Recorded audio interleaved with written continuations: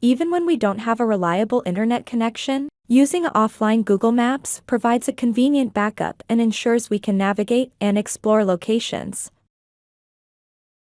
First, open Google Maps. Next, we need to click the profile icon beside the search bar on this screen.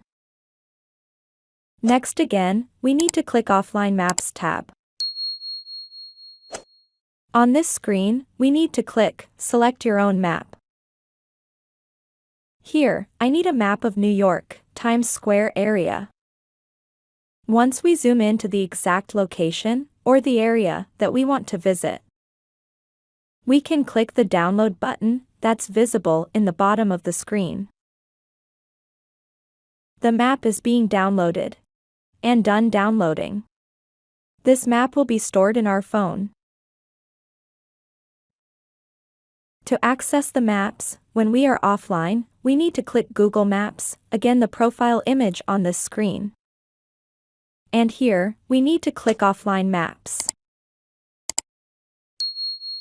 This is the Google map we downloaded of Times Square area, in New York. I hope this video is helpful to you. Please subscribe to my channel and click the bell icon to get updates when we add more content.